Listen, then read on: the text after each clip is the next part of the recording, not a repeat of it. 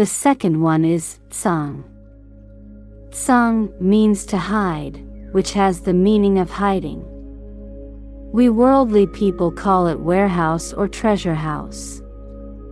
People in the world should keep some treasures carefully, as these treasures can ensure the safety of their lives. If one loses his treasure, he will feel scared and his life will be insecure, so everyone in the world wants to collect these treasures and wealth. The Buddha used this as an analogy to say that there is a treasure within our nature, and that is the secret treasure of the three virtues within our true nature. Dharmakaya is the true body, which is called the original face before your parents were born in the sect. The original face is the Dharmakaya, which is neither born nor destroyed, neither comes nor goes, and is neither dirty nor clean. The second one is prajna. Prajna is wisdom. The ultimate and perfect wisdom is originally possessed within our nature and does not come from outside. Infinite and boundless wisdom, there is nothing that is not known in this world, other worlds, past and future. This is what is known. What you know now you don't know, and not knowing becomes an obstacle. What we know is innate, but now there is an obstacle that blocks our knowledge. This is called obstacle of knowledge. The purpose of naming the obstruction of knowledge and the obstruction of afflictions is different. Afflictions are obstacles, and knowledge is not an obstacle. The obstacle that hinders knowledge is called the obstruction of knowledge. If we talk about it from the perspective of Buddhist terms, delusion, discrimination, and attachment, attachment is the affliction obstacle. It is completely affliction. Part of discrimination is affliction, and part is the obstruction to knowledge. Delusion is completely the obstruction to knowledge. Someone asked, where does ignorance come from? How does ignorance come about? In fact, Sakyamuni Buddha explained it very clearly and thoroughly at the Shurangama conference, but people who read the Shurangama Sutra just swallowed it whole and passed it over vaguely. The Buddha said it very clearly, knowledge and views establish knowledge, which is the root of ignorance. What are knowledge and views? Knowledge and views are what is known, and what is known is prajna wisdom. If you want to establish another knowledge within what you already know, you are wrong. It is like adding another head on top of a head, which is the root of ignorance. If you don't establish another knowledge on top of what you already know, your wisdom will appear. But if you insist on establishing another knowledge, then what can you do? Let's take an example. You can see this clearly. We use this analogy so that everyone can see it clearly and distinctly.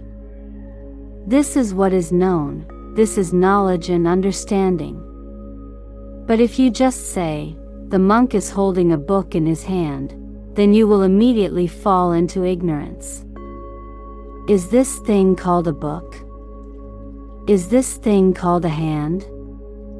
The hand is created by you, and the book is created by you. If you want to establish that this is called a book and this is called a hand, then you are finished, and this is ignorance. Before Buddhism came to China, the Chinese were also very smart. Lao Tzu knew this: a name can be named, but it is not the eternal name.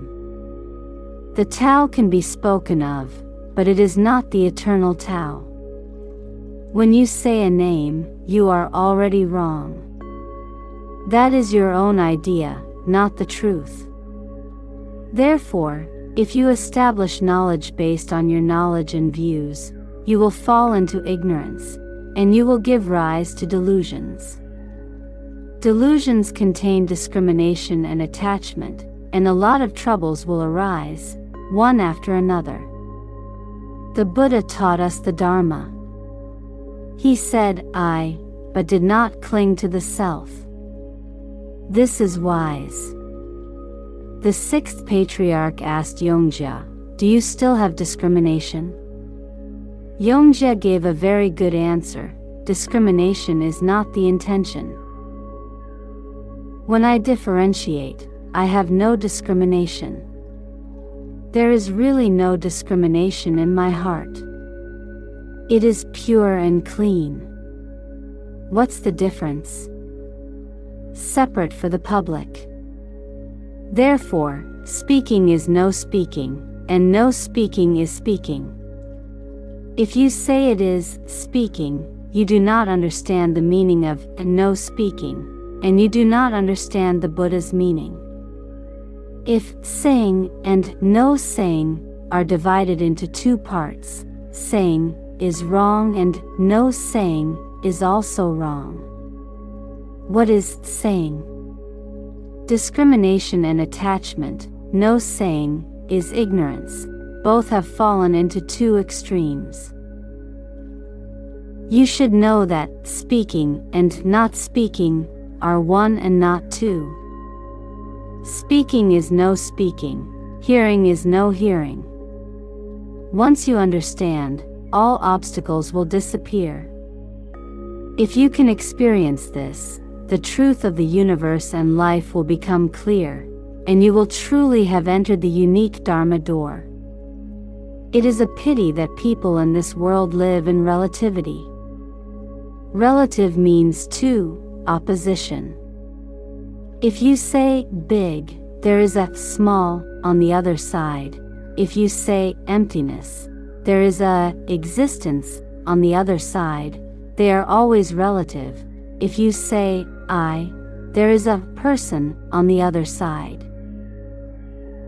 When you are able to suddenly realize that I and others are not two, emptiness and existence are not two, nature and appearance are not two, principle and matter are not two, and matter are not two, then you will enter Buddhism and understand Buddhism. So what is so difficult about Buddhism? This is where the difficulty lies. What's the difficulty? You can never let go of delusion, discrimination, and attachment. As long as you cannot let go, you cannot enter the door of Mahayana, and Mahayana will have nothing to do with you. When you study Mahayana, you are only studying some superficial common sense. You have no idea what the real Mahayana is like. This is telling you about prajna. There is also a secret treasure. Secret means secret, and treasure means contained in the self-nature. Liberation means great freedom, which is what is said in the Huayan Sutra as no hindrance in everything. It is something that is inherent in one's nature and is originally complete. This is the meaning of Zong, which is called three virtues, the three virtues within the self-nature. Why is it called secret treasure? Secret seems to be very secret. Ordinary people cannot perceive it, and the six senses cannot touch it. Because it cannot be perceived, it seems to be very secret, as if it is hidden in that place, hidden, and has not been discovered by anyone. In other words, sentient beings cannot understand it, and therefore it is called a secret. The nature of the mind truly contains all infinite and boundless dharmas. They are originally complete within our nature and can be used inexhaustibly. This is the meaning of treasure. It is like a gold mine in our world. This gold mine contains extremely rich gold. You can take it and use it. It is inexhaustible. But if you don't know where the gold mine is, then it becomes a secret. Buddha uses this to illustrate the treasure in our hearts. Compared with what is hidden in the mind, there is no proportion. The treasures hidden in our mind are as vast as the universe and pervade the Dharma realm. The Buddhist teachings of all Buddhas and the infinite worldly teachings of all sentient beings are all hidden in them. As long as you develop the treasures in your mind, I can tell you that both worldly and transcendental dharmas will be accessible and there will be no obstacles at all. The teaching of Buddhism is to develop the treasure of one's own nature. What should be used to open the treasure of self-nature? The tool must be suitable for your nature. If it is not suitable for your nature, you will not be able to develop the treasure of your nature. What is the appropriate tool? It means filial piety and respect. So, Jizo is called the Buddhist Filial Piety Sutra. To put it in modern terms, the Sutra of Ksitigarbha Bodhisattva is about filial piety and respect for teachers. Being filial to parents and respecting teachers can develop the treasures of one's own nature. If you cannot be filial to your parents and respect your teachers, you will always be outside the door of Buddhism. In other words, you may be able to achieve a little success by studying the Hinayana, but you will have no chance of success by studying the Mahayana. The Mahayana is about developing one's own nature, which is different from the Hinayana. Hinayana is about phenomena, in other words, it is still worldly law. You cannot obtain the transcendental Dharma of the Hinayana. In other words, even if you practice the Hinayana, you can only remain in the realm of the first or second fruit, and you cannot attain the fourth fruit. If one wants to attain the four fruits of Hinayana, the highest fruit of Hinayana, one must still be filial to one's parents and respect one's teachers. This is the truth, and all the Buddhas of the 10 directions and 3 periods of time are no exception. The Buddha said in the 3 blessings in the Avatamsaka Sutra that these 3 kinds of pure karma are the true causes of pure karma of all Buddhas of the 3 periods of time. This is said so clearly and so plainly. When we mention it, all fellow practitioners can remember it and can talk about it. But if they are just unwilling to do it, then there is nothing we can do. Say, it is useless even if you say it 1,000 times or 10,000 times a day.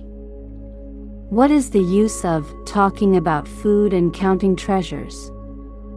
You must do it seriously and achieve it. Extending the heart of filial piety to parents to filial piety to all sentient beings is indeed how the Buddhas practice. All sentient beings are our own parents, not others. All sentient beings are our teachers. After reading Avatamsaka Sutra, you should believe it. Not only are all people teachers, yesterday we talked about trees. Which of trees, flowers, and plants is not a teacher? When the 6 sense organs come into contact with the 6 realms of dust, it is really just a speck of dust or a pore. We can wake up when we see it. That is the teacher. Yesterday I saw a tree. The seed is faith, the root is compassion, the body is wisdom, and the branches are the 5 virtues. Wherever I see it, wisdom will arise in my heart. It is exactly what Master Huineng said. When Huineng met the 5th patriarch, he said to him, "Wisdom is always born in my disciple's heart." How could he not always have wisdom? When the 6 senses come into contact with the outside world, they become enlightened. This is the ever-present wisdom. Today, when our 6 senses come into contact with the 6 external realms of dust, we develop afflictions. If we are greedy and attached to what goes our way, this is affliction. If we are disgusted by something that does not go our way, this is affliction. When other people's six senses come into contact with the six realms of dust, they develop wisdom and do not generate afflictions. This is the difference between ordinary people and sages, and this is why their practice is different. The Buddha told us in the sutras that our nature is originally complete with all dharmas. This is a treasure. Just like the earth contains some mineral treasures. The treasures hidden in the earth can be used up, but the treasures hidden in our hearts are inexhaustible. Why don't we know how to develop them? These four great bodhisattvas are the four methods to develop the treasure of self-nature. These four methods should be used simultaneously: Ksitigarbha Bodhisattvas, filial piety; Avalokitesvara Bodhisattvas, compassion; Manjushri Bodhisattvas, wisdom; and Samantabhadra Bodhisattvas, implementation. The four great bodhisattvas teach us to develop the treasures of our own nature. None of these four methods can be missing, just like the four legs of a table. If one is missing, it will fall down and cannot stand. You must understand this principle. What the Buddha said in all Mahayana sutras, thousands of sutras and tens of thousands of treatises, is no more than this. When the Buddhas and Bodhisattvas understand this, they will put it into practice. They will benefit from it and attain great freedom and perfection. We sentient beings are confused and deluded, have lost our true nature, and act recklessly. That is why we are trapped in the cycle of reincarnation, life and death, with no end in sight. However, our nature of virtue does not change whether we are awake or confused. If we are awake, it does not increase in the slightest, and if we are confused, it does not lose in the slightest. Why does Buddha respect all living beings? Even mosquitoes and ants respect it. Why is he respected? Mosquitoes and ants are also sentient beings. Their nature is also perfect and no different from that of all Buddhas. It is just that they are confused and become like this. They are ignorant and act recklessly, which leads to this state. Even though it has become like this, its nature and virtues are still perfect, without the slightest defect, so all Buddhas respect it equally, venerate it equally, and offer it equal offerings. Among the 10 great vows, the Buddha does not praise them, but respect and offerings are definitely equal, and he is compassionate to all. We need to know our hearts and identify our treasures. Knowing our true heart, this heart is the great Bodhi from the perspective of Prajna, and is the great Nirvana from the perspective of Dharmakaya. The great nirvana is also commonly referred to as the great extinction. Nirvana is a Sanskrit word, which means extinction in Chinese. If we talk about these three words, great, extinction, and salvation, great means Dharmakaya, extinction means to extinguish troubles, to extinguish delusions, discriminations, and attachments, then you will attain great freedom, and great freedom is liberation. Salvation means to understand and to be enlightened, which is the wisdom of Prajna. Bodhisattvas cultivate the 6 paramithas, which are wisdom. They live a highly wise life, a ultimately complete and perfect wise life. We are living a troubled and miserable life today. Dharmakaya, Prajna, and liberation are the 3 virtues that are inherent in one's nature, and each of them possesses permanent bliss, self, and purity. Therefore, impermanence, bliss, self-purity, are called the four pure virtues. Chang means eternal and unchanging. Happiness means being away from all suffering. We worldly people talk about suffering and happiness, but suffering and happiness are relative. All relative suffering and happiness are gone, completely eliminated. I means to be the master and to be free. It means to be truly in control and to be truly free.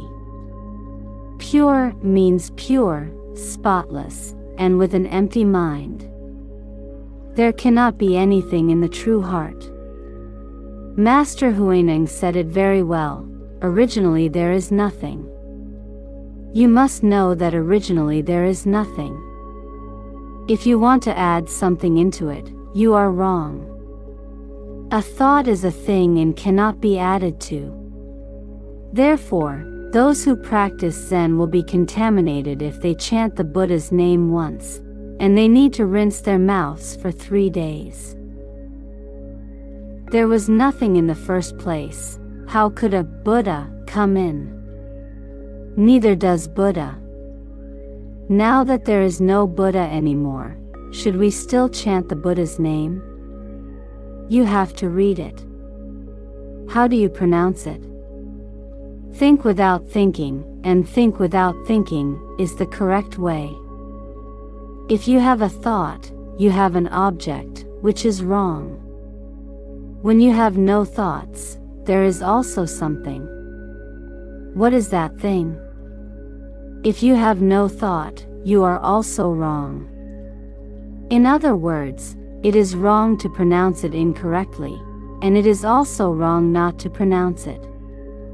What is good? To think without thinking, and to think without thinking, is good.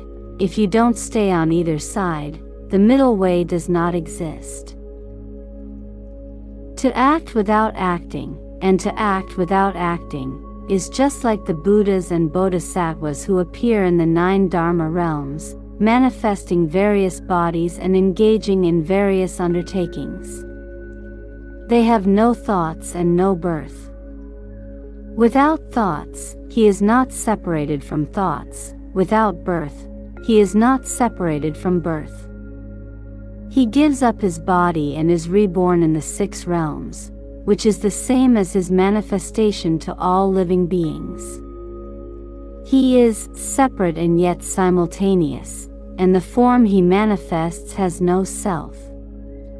The form he manifests is the manifestation of compassion to awaken all living beings. Although he awakens sentient beings, he does not have the thought of awakening them. Just as the Diamond Sutra says, although he saves all sentient beings, there are actually no sentient beings to be saved. He does not have any thought of doing so. The scriptures often use clouds as metaphors.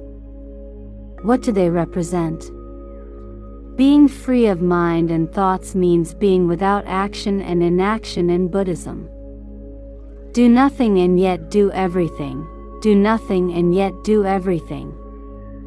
This is in accordance with the nature, appearance, and function of one's own nature, with one's own dharmakaya, prajna, and liberation, and with great, vast, and great.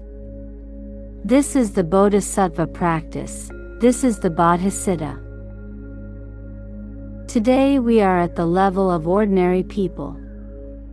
We have serious confusion and deep karma, and we also want to enter the realm of Bodhisattva.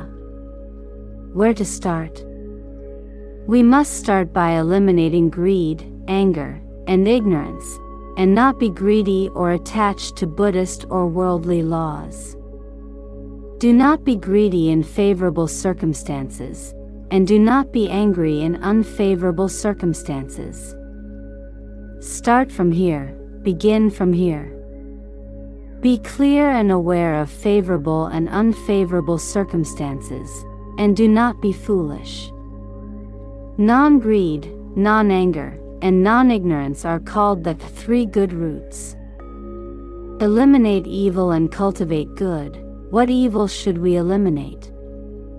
Eliminate greed, anger, and ignorance. What good should we cultivate? Practice non-greed, non-anger, and non-ignorance. We should start from here to recover the treasure of our own nature, because greed, anger, and ignorance are the most serious of all obstacles. We should start with the most serious ones. The reason why we cannot achieve success today is that we cannot eliminate greed, anger, and ignorance. No matter how you study and practice, you will not be able to enter the door, and your blessings will be leaky throughout your life. If you do not cultivate filial piety, your leaky blessings will not be enjoyed in the human world, but in the realms of hungry ghosts or animals. This is the truth, and we must be clear and understand this. The two words, Bodhisattva, are Indian words. The ancients had two translations for its meaning. One translation is, beings with great heart of the Tao, which is the ancient translation. Master Xuanzang later translated it as, awakened sentient beings, which means awakened sentient beings. Both translations are good. The Buddha tells us in the Avatamsaka Sutra, to whom should the Avatamsaka Sutra be passed on? An ordinary person with a big heart. You must know that ordinary people with a great mind are ordinary people with a great mind. Although you are not told that you are a bodhisattva, as long as you have a great mind, you are a bodhisattva. If someone says you are a bodhisattva, you will be shocked. I am not a bodhisattva, I don't deserve to be one. If someone says you are an ordinary person with a big heart, okay, I am an ordinary person, I just need to have a big heart. Little do you know that an ordinary person with a big heart is a bodhisattva. Whether it is awakened sentient beings or not, we are sentient beings with emotions. Emotions are afflictions, and sentient beings have afflictions. Although they have afflictions, they are awakened, and this is okay. To be enlightened means to be in the right direction, as I said. Although you have not yet entered the realm of Buddha, your mind, actions, and direction are indeed in the direction of becoming a Buddha, and there is no deviation in the angle. Just like navigation and aviation, our compass is very accurate, and the direction is very accurate. Although we cannot see the other shore yet, we know that we can definitely reach it. This is the meaning of Bodhisattva. Bodhisattva is a human being. Please don't misunderstand. Bodhisattva is not a god, nor is he an immortal. Bodhisattva is a human being. If we put it more clearly and more straightforwardly, Bodhisattva is a wise person and ordinary people are confused people. This will be easier for everyone to understand. If you know clearly about all people, all things, and all objects, and understand their karma, cause and effect, and retribution, which we often talk about, then you can be called a bodhisattva. If you don't understand people, things, or objects, and don't know what is going on, this is called an ordinary person. This is a brief introduction to the name of Ksitigarbha Bodhisattva. There are also the two words, original wish, below. Ben means root, and here it means that this wish was not made in this life. We know that all living beings have past lives and future lives, so we talk about the 3 periods of time. Ksitigarbha Bodhisattva made this wish in his past life. There is a past, and there is a past without beginning. He has made this wish in every life since the beginningless kalpas. We call this wish the original vow. Therefore, this wish has a foundation and is not something that is made in this lifetime. Wish is a hope and a desire. If this desire and hope can be satisfied, it is called a wish. If the meaning is explained more deeply, original refers to the true nature, and wish arises from the nature.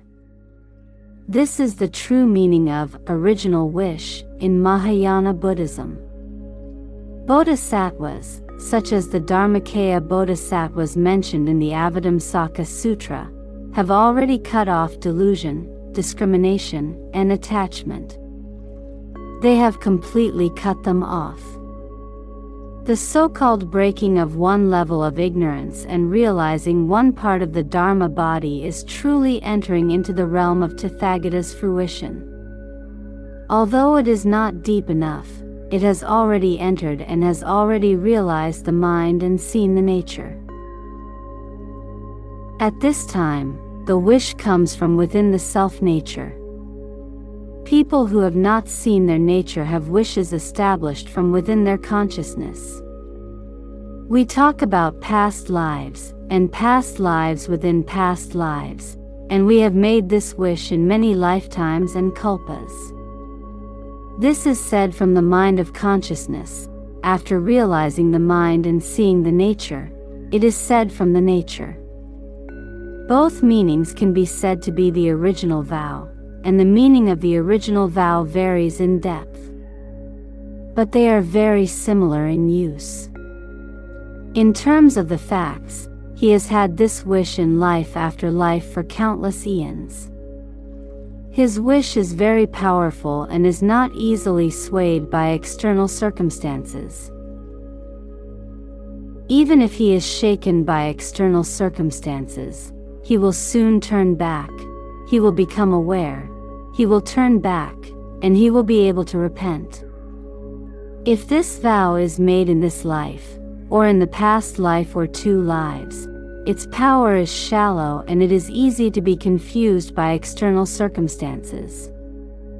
Once confused, it is not easy to turn back and does not know how to repent. We know that his vow is not deep enough, that is, he does not have the root. If he had the root, he would definitely be willing to turn back. In the Avatamsaka Sutra we see that King Ajatasattu committed many sins, and when he received the retribution for his sins and suffered from illness and hell, he was able to repent and reform himself. This shows that he had accumulated strength through his practice in past lives, and his vows were very strong. Although he was confused and lost for a while, he was still able to awaken at the critical moment. This is all seen from the perspective of appearance. If the vow made by the Dharmakaya Bodhisattva comes from his own nature, then it is the true original vow and will definitely not be shaken by external circumstances. Even in this great era, the Buddha said in the sutras that the teachings of false teachers are as numerous as the sands of the Ganges, but he will remain unmoved and unaffected. This is the meaning of the original intention. The time is up today, so we will stop here.